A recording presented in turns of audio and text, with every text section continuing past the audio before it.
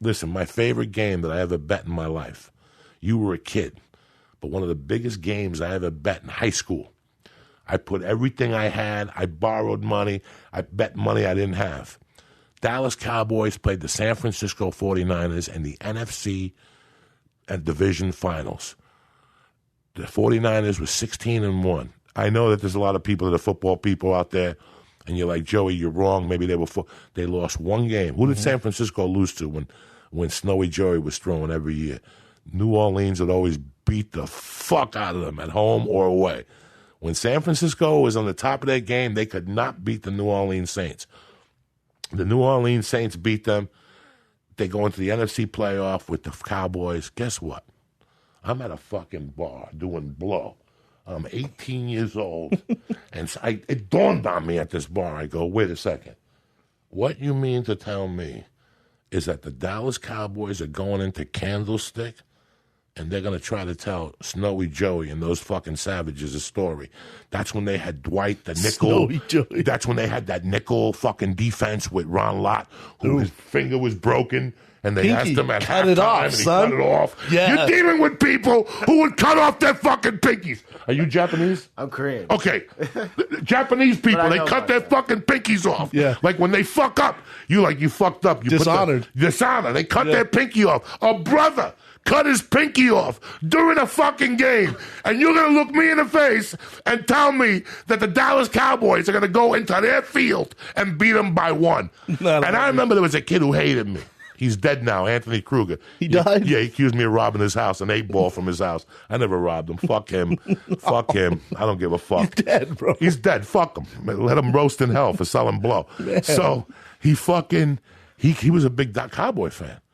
And he kept trying to, he was a tough kid. And he kept going, what if the Cowboys win?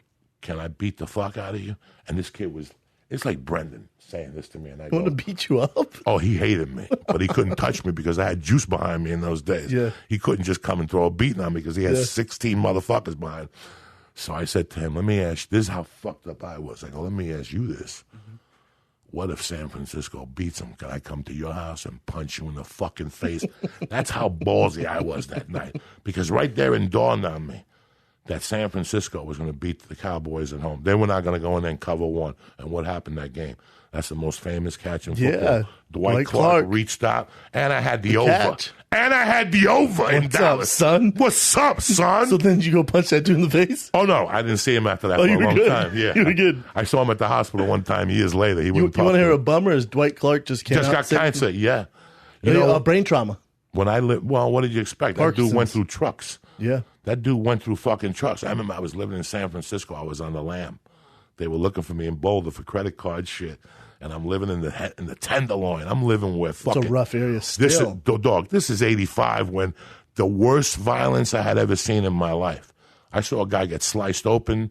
I saw another guy in front of Original Joe's in the Tenderloin with brown blood coming out of him. Damn. There was a fucking dude from Cuba because Cuban refugees had just come from Mariel Harbor, and they owned the street, and they had what bugarrongs. A bugarrong is a guy that has gay boyfriends, but they just suck his dick. They don't fuck him in the ass. He fucks him in the ass. But he's not gay. He says he's not gay. It's a jailhouse thing in Cuba, and he puts wigs on him and shit. What do you think, Joey? Is that gay or no? Well, no, this is the Cuban mentality. Like, they suck my dick, and I fuck them in the ass. Yeah, I'm not. So I'm a man. So this guy was a Cuban coke dealer, and he had two of these gay guys as his assistants. And he would suck their, and he was a family man. He had kids at the house in the daytime. What? He hung out with these two guys with wigs and a day-old beard.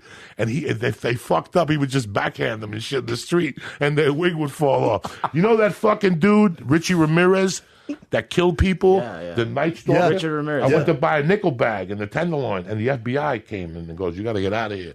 The FBI was waiting for him. That's where he stayed. Damn. When he would stay in the Tenderloin was badass. It's still rough today. And not like back then, but still no, but rough. they have a Tad Steakhouse. They used to be big in New York. Now it's like eating a fucking scab off a fucking terrorist foot or something. But Tad's Steakhouse was good. And across the street there was a gym, and I would go to that gym in '85. And Dwight Clark used to work out there. And I remember really? I hugged him one day, and I go, "Dog, you covered the spread for Uncle Joey big." Uncle He goes, Joey. "Not just for Uncle Joey, for everybody." I love that. For everybody. For everybody, bro. Don't you fucking forget it. I go, they were going to, and I started yelling at this gym. They were going to come in there and beat you. They got to suck my dick. Did he love it? Oh, he loved it. He goes, I thought the same thing. The bookmakers do nothing. Legend, man. Legend fucking pick. But that's when I decided. I'm like, wait a second. That's just like life. You ain't going to come into my motherfucking stadium and tell me what time is crack-a-lacking now. Yeah. And I decided that when I was like 22. I'm like, that's it. It's over. That's the right attitude, though, isn't it? You're not coming into my stadium. My rules are my rules. It's like texting. Yeah. You can text me till you're green. I ain't going to answer you back. Dude, I will not answer you back.